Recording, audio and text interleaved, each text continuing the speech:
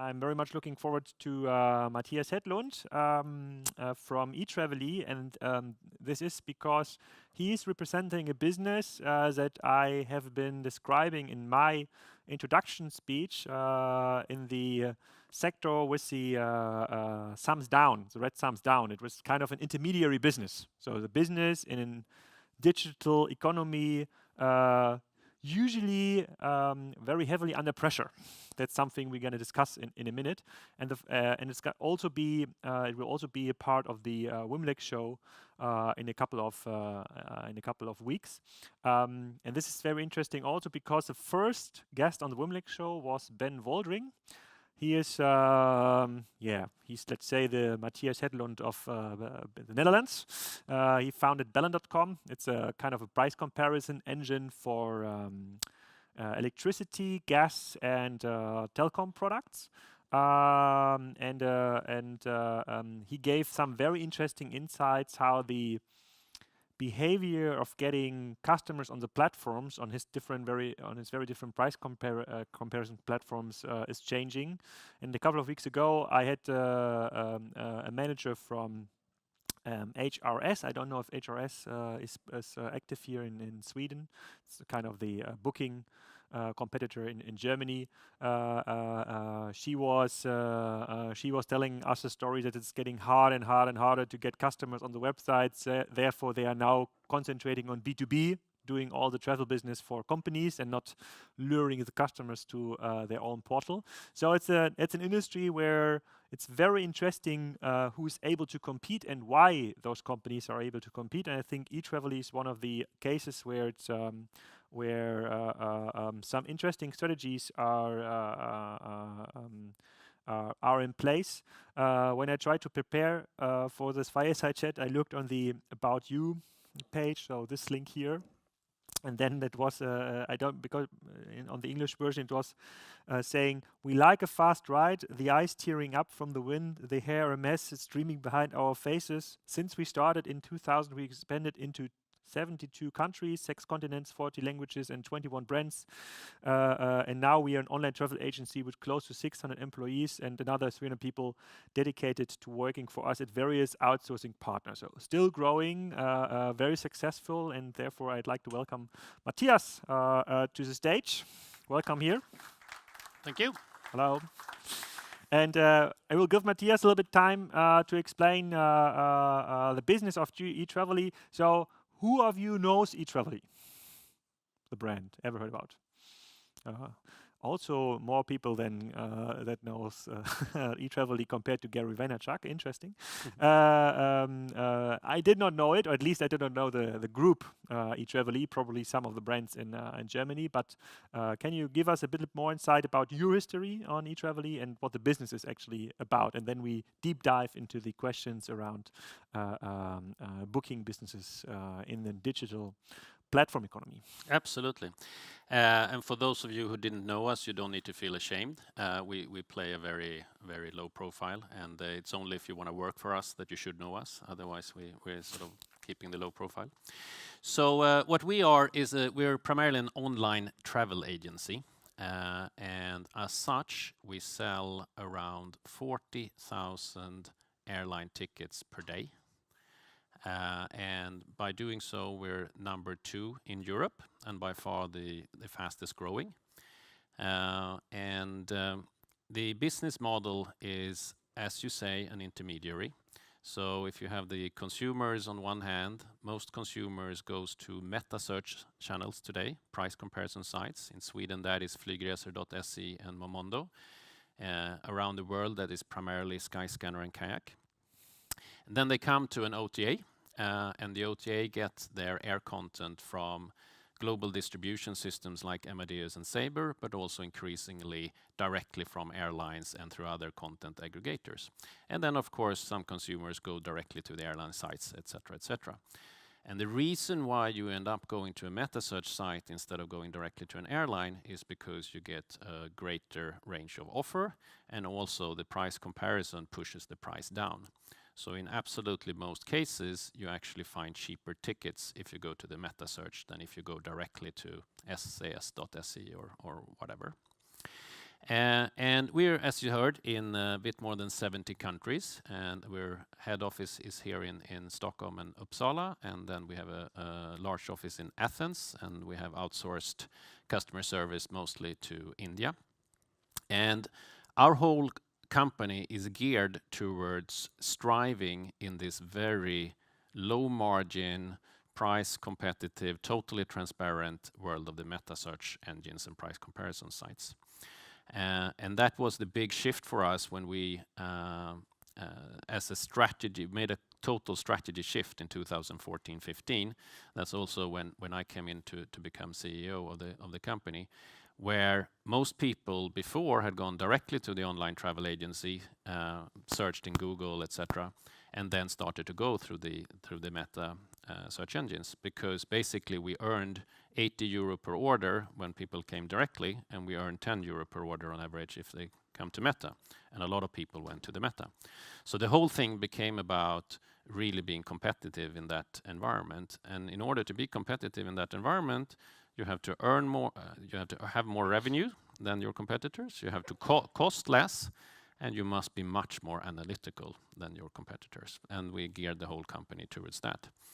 So the company now, we sell for around 4 billion euros of airline tickets per year, and that ends up in the end as a little bit more than 60 million euro in profit, which is a 25% profit margin in if you take net sales to EBITDA. So it's a very high margin business for us. We're the only one in the industry in Europe that have that margin. And I must give you some right with your thumbs down, because it is a very tough spot to be in, because the meta searches, of course, have a very strong bargaining position, and the airlines and the GDSs becomes also more powerful. And thereby, if you look at the 10 top OTAs OTAs is online travel agencies in Europe, last year 2 went bankrupt and 5 decreased in growth, and us plus 2 other had increased. We've had around 30% CAGR the last couple of years.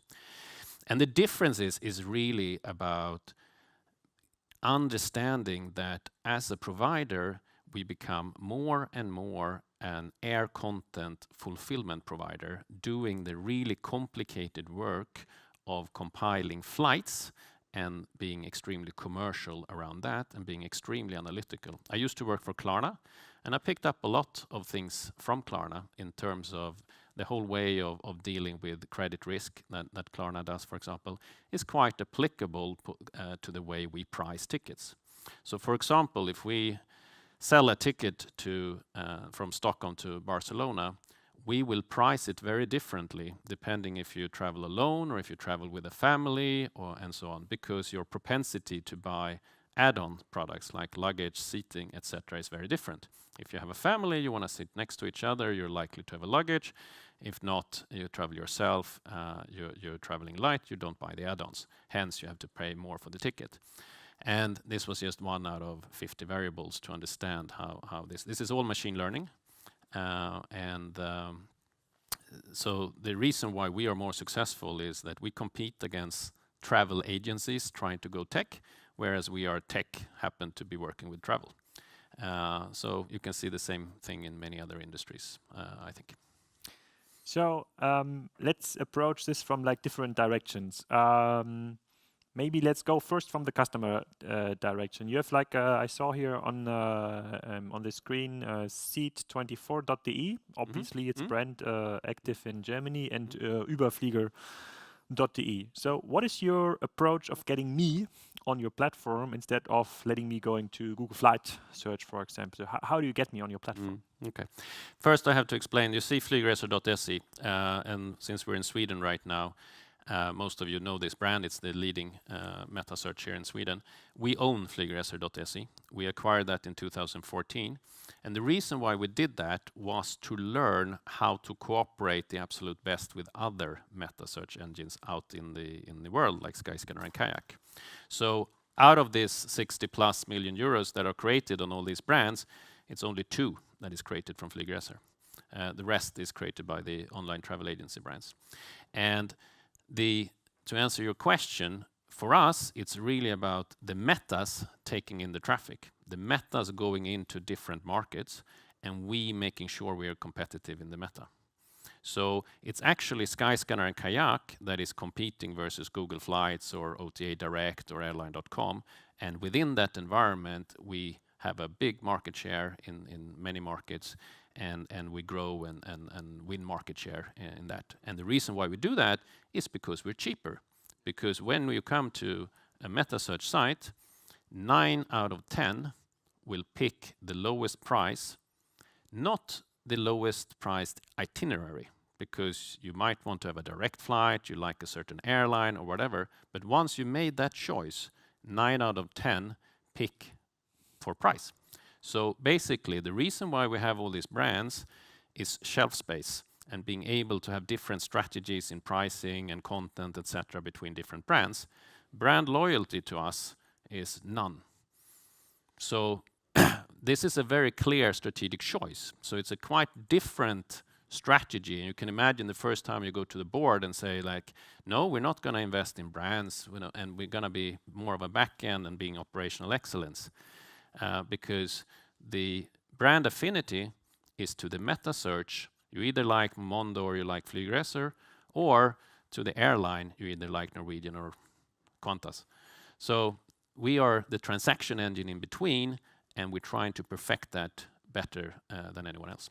And why are you able to give like a better price to the meta search than the airline is able to give? So essentially, you're not running your own airline, so you have to buy the assets, the shelf space from somewhere. Yes. So why are you better in doing this through the meta search than KLM or whatever SAS is able to do this? We are much more tech advanced than the airlines. The airlines are primarily airlines that do a little bit of tech. And everything from API integration to revenue management, pricing of ancillaries, knowledge of different customers' behavior, etc., we're superior. And then it's very different in different markets. In a market like, if you take AFKLM, for example, as an example, in the Netherlands, they don't need us. AFKL or KLM is a strong brand, and people can go to klm.nl. But in Sweden, although KLM is a known brand, you don't know if KLM is a good choice when you're going to Greece. Is a pass-through with a stopover in Amsterdam a good choice or not? And then you go to the meta. And in that environment, we can utilize our different technical and commercial abilities. Plus, in that case, KLM actually gives us some money for that distribution, either through the GDSs, the global distribution systems, or directly to us. Okay, I got this from the perspective, and this is what Georgie from Chinweek also said, that he never saw one business with an analog DNA ever able to compete with a pure play business or in the platform economy, though nobody was able to transform its business. So I got this when we were looking into the airline business model, but you have described that a lot of OTAs are struggling, so decreasing revenue, going out of the market, and you're kind of an OTA here. So what differentiates you compared to the OTAs that are struggling then? I think there are many things. It is we can start with strategy. We are fully focused on flights. Many other travel agencies try to do flights, hotels, car rentals, etc. We looked at the market and we said that we cannot compete with Booking.com. They're way better than we will ever be in hotels. Car rentals, or rentalcars.com or car trawler, much better than we will ever become. So we cooperate with them instead. And we put all our development efforts into flights, and with one particular objective, to become better than everyone else in that deep air content. That means that although I have competitors with many more developers, we get much more out of our developers. A second thing would be our execution. We are much faster than competitors. We are extremely fast in making decisions and implementing. So if a change happens in the industry, we probably react to it on the same day, where it can take competitors a week or in some cases months, both because of technical abilities, but also just because the way the company operates. I would say that personally, I make much less decisions as a CEO than the typical CEO of a company of this size, because distribution of decisions based on a very clear strategy and culture. That's cool. It's cool to have like the execution pattern again here. So some of you might remember it from the initial speech and from the Generic speech and from the Amazon workshop. It's all about execution. Okay, I got this. But is there like if I look like from a bird's perspective on the market, the 60 million in EBITDA you're taking out of the market. So all the other stakeholders in the system do want to save money. So Yeah. you may be very, very efficient. So if I was Google Flight, for example, or one of the main metas in the beginning, I would think about, okay, how can I optimize my business? Can I get into that business? So aren't you afraid of having a Kayak, Google Flight, or others going a little bit more deeper, vertically integrated with the airlines or doing exclusive deals, for example? So shelf you don't get access anymore, and therefore you can't earn any money out of it. No, I think it's a very good question, and all the things you mentioned already happens. So it happens when we are growing, and this is of course the ambition of anyone else to tap into that pool because we have higher margins than the other ones.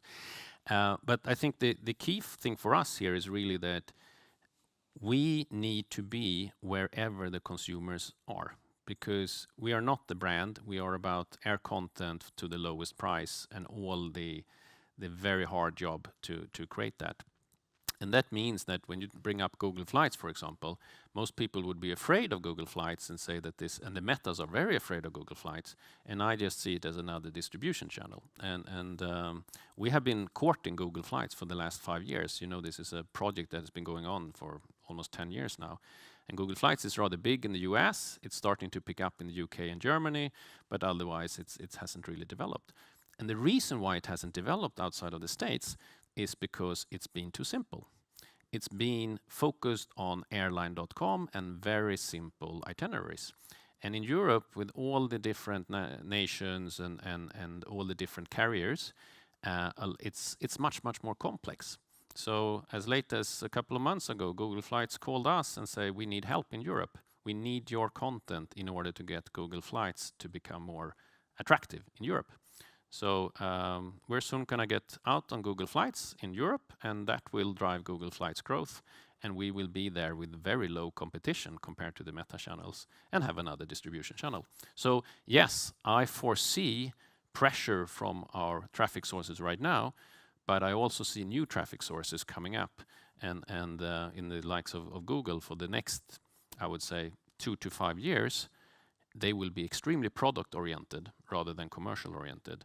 And there will be a lot of leadway for us to create financial value there. When you're talking about content, most of us like are understanding content, and you saw the masterclass of Mark here. It's like A+ content, B+ content. It's like text and pictures. The content you're talking about is different content? Yes, I'm sorry if I'm not explaining that properly. When I'm talking about air content, it is about the ability to find the most relevant itinerary for any given search at any given time, because that changes all the time. And luckily, the whole thing with air content and flights is so complex that there is no player ever that can have everything. So it's really about your ability to bring in all these different aggregating sources and direct connections with airlines, tapping in, because even every single airline loads prices differently in every single market, and tapping into that and running FX and payments and all of that in the most optimal way, create new itineraries, better priced, better unit economics than our competitors. Okay, can you deep dive in this content sector a little bit? So let's say, so I'm using Google Flights actually to find my desired flight. Let's say from my base, my home base airport is Hamburg. So if I want to go to Barcelona or Amsterdam or wherever, I tip in like the connection and the day, and then I get a flight, and then I go to my booking engine, which is now in our company. In our company, it's Agencia. It's our travel management tool. And then, you pay way too much. Yeah, maybe that's a discussion we can postpone. So I will forward this, of course.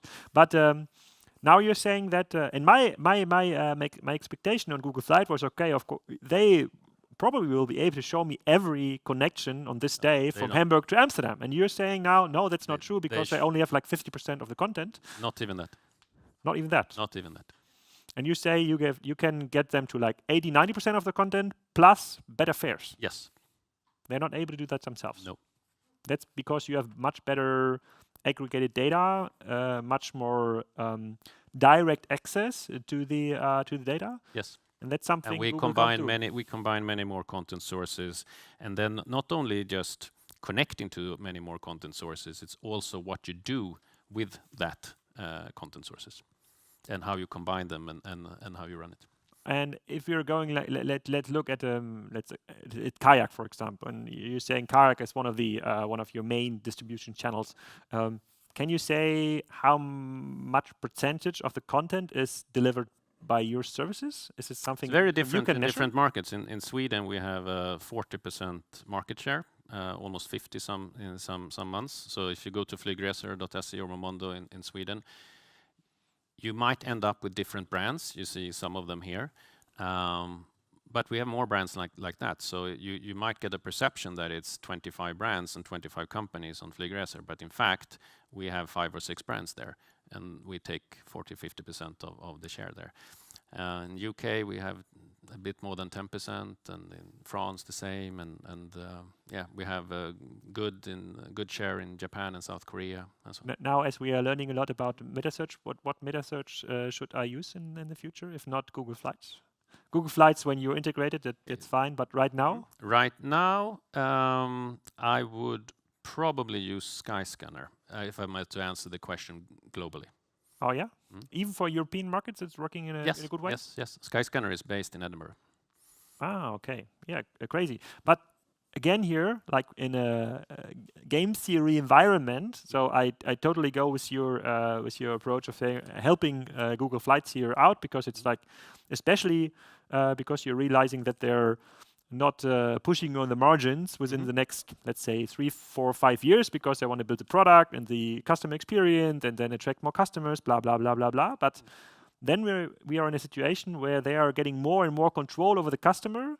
And what we've seen with other intermediaries is those intermediaries help them to structure content, price comparison engine. And you are doing it more or less in the same, from my very naive observation, in the same way. And don't you fear that, like, in 4 years they want to get rid of your services, or would you say no?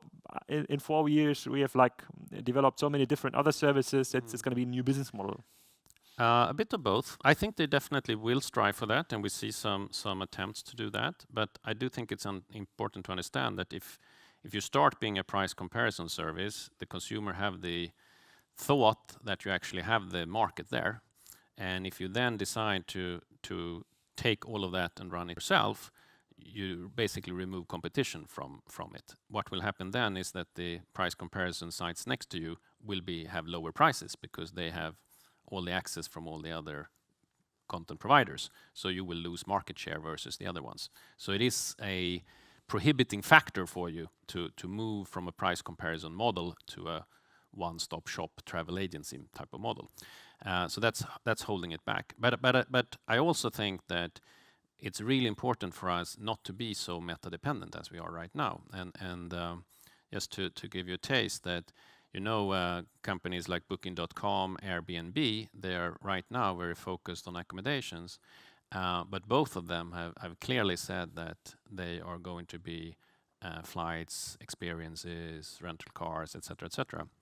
And Booking.com already own companies in all these verticals except flight. And of course, as the clearly leading company right now and fastest growing and most profitable and so on, it's very likely that we will be the provider of that content for at least one of them. Crazy. I'm a little bit surprised, because it's the first like success case in 2019, even in 18 and 17 and 16, from an intermediary. So it's impressive. It's a very impressive story. But I'd like to change the approach here. Let's forget the customer for a minute. So if you're like an airline CEO now, it's like, no, it's not it's still an airline and not tech company. So what would your advice be for this like airline CEO? What would be a next step in terms of getting rid of Google Flights or whatever? What would you do? I think most airlines need to get away from the prestige of being an airline. It's still too much of, although we as passengers, we don't feel it's like, Catch Me If You Can with Leonardo DiCaprio. He comes with a pilot and it's really nice, old 50s and pastel colors and so on. We don't feel that when we sit on a Ryanair plane, right? But the airline executives, they still feel that they run such a business. And that's stopping them a lot. So they should, if I was a CEO for an airline instead, and I wouldn't choose that, I actually rather have an intermediary role, I would definitely invest much more in tech in order to get less dependent on tech players like ourselves and be able to choose more because the airlines are running on very old tech and thereby have limitations to separate their distribution. So frankly, airlines pay us too much for certain parts of traffic and filling their seats, and they should pay us more for others, but they cannot even steer it well. And so I would go down much more granularly in tech and thereby be able to improve my margins and volumes. So can we elaborate a little bit on the Ryanair example? So if I flew Ryanair only once in my life, it's not like very popular in the Hamburg airport, obviously. But when I remember correctly, they started. Your travel agency will not even find the Ryanair. Yeah. Because they started like directly as okay, we want to earn the money with our customer. It was and is very successful from a financial perspective. It's a very profitable airline. So should they not have sticked with this approach and be a little bit more flexible with their website? Now I see them with in meta searches, and that gives me the impression that they're losing because now they have to pay money to meta searches Well, they are tough to negotiate with for people like us too. Yeah, they are low cost in everything, but. The thing is with the airline industry is a very difficult industry, and that's why I don't particularly like to be an airline CEO. You have to invest in planes first, and then you have to fill them. So you have all the costs up front, and then you end up, if the market has a little bit of a downturn, which it has had here in the beginning of 2019 in the Nordics, for example, then you have to discount your tickets very, very much in order to fill the planes. And then your own direct channel is not enough. So even a company like Ryanair, with the branding and the positioning and everything, actually benefits from getting some distribution. So this was not the case 3-4 years ago. It was just hunky-dory with everything. But now, actually what's happening is that the full-service carriers become more and more like low-cost carriers, and low-cost carriers become more and more like full-service carriers. And they are sort of getting tighter. But who's the winner in that game? Probably the newer airlines that are a little bit more tech savvy. Oh yeah, for sure. Yeah. For sure. So what about the old airlines? Let's say Lufthansa or KLM or SAS, probably is an old airline too. Though they are getting under higher pressure by these new airlines because they don't have the tech legacy. Oh yeah, for sure. And I mean, EasyJet, Ryanair is in a much better position than Air France, KLM or because they are in control of their data. Control of the data, better tech, better analytics, smarter in how they split their tickets and their fare classes and their add-ons, different cost structure, more flexible. Okay, crazy. So then, I know your take now as a potential airline CEO. Interesting view, very interesting view. That gives me some thoughts for my flyback.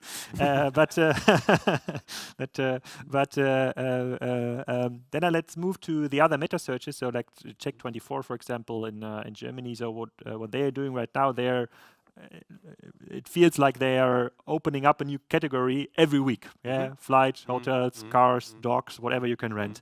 And so, if I understand you correctly, if you would be CEO of such a company, you would reduce it to the categories where you do have control. In ideal world, only one category. Is that correct? I think that's. I wouldn't be sure and be so determined in that strategy because I would need to sort of see where they are right now and where they make their money and so on. So it might not be right. I think my general take is everything becomes more global. If you're in a very transparent business that we are, you really have to become the best in what you're doing. And if you feel that you cannot become the best, then you better not do it. You better cooperate instead. And that's what I mean. And in our case, we were good in flights. We could be much better. We invested all our efforts in there, and the rest we just cooperate. There's so many game theory questions popping up in my mind, but we're running a little bit out of time. So maybe one last main question for me. So this is like a meta search here, Correct. which is like an exception because usually you're doing Yes. the content providers, Yes. so to say. The biggest brand is not actually out there. It's GoToGate. That's where we have 50% of our sales around the world. But as an end consumer, I don't even see it because it's only a content provider, right? GoToGate, if you go in Skyscanner in the UK, for example, you will end up in GoToGate very often.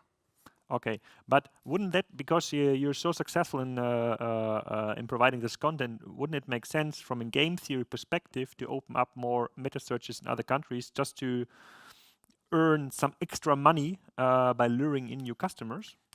The problem is that this one is really brand and consumer driven. So in order, for example, to make Überflieger to be reckoned with in Germany, you would need to invest so much money. Anybody know from the German? There's some Germans here. Anybody heard about Überflieger ever? No. No.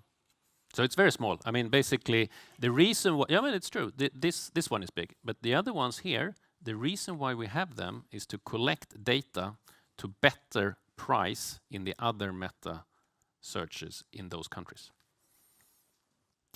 Incredible.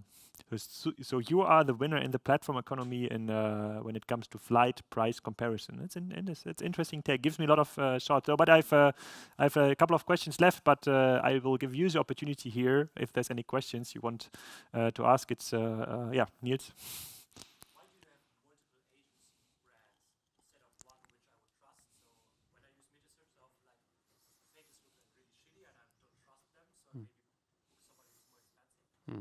So it's quite complicated, but there are a couple of reasons. One has to do with air content. You want to differentiate different results that you deliver from the different online travel agency to the meta in order to get maximum coverage of different contents, because otherwise you get limitations from the meta and so on. So thereby you basically add shelf space. Then you also want to, because there are so many factors affecting price, and the most important one actually is to know about what your competitors are pricing. So we spend a lot of time making the machine learning understand how the competitor is pricing. And therefore, when you build that down to different buckets of pricing and trying to get down to the individuals, you also get a better coverage if you have multiple brands. So 2 or 3 brands we would like to have if the metas allow us to have that. And of course we have good arguments because overall we create lower prices. So you're totally right. We sacrifice a bit of brand loyalty in that, but 9 out of 10 still choose on price. So we rather go for the shelf space. Any more questions? I have one. The 600 people you're employing here in Sweden or in Switzerland. So how are they divided through departments? How many developers are there? How many? You obviously don't need too many online marketing experts. No, it's very funny. I was thinking about when we had those master classes here, if I should sort of go, and I was like, actually, I don't think I have even one SEO in the whole company. And that might be a reason why Überflieger is not known. Yeah, exactly. Yeah, true. I mean, it could be a little bit more there, right? But it's focus again. Maybe we should have one, right? But it hasn't been a focus. Probably have 1 or 2 on SEM. But I have 30 that doesn't do anything else than optimizing pricing in the metas. So it's a very different game. And that is on top of everything being machine learning driven. Take 130 maybe out of those 600. Then in Stockholm, in your offices? Gothenburg actually, and Athens. Okay.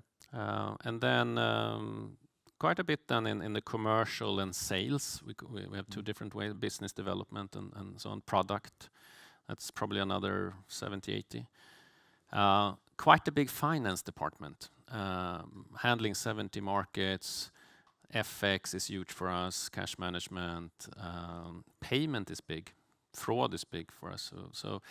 And then operations, of course, customer service. Yeah, and if you break it down on, let's say, EBITDA quarter, it's not that big. The absolute EBITDA is big, but if you're like doing one or two tiny mistakes in the whole machinery, so it could be like you have to spend another 100 million just for the mistakes. Yeah, and you have to remember that exactly, because if you have 4 billion, you run up there and it just becomes 60 million in the end.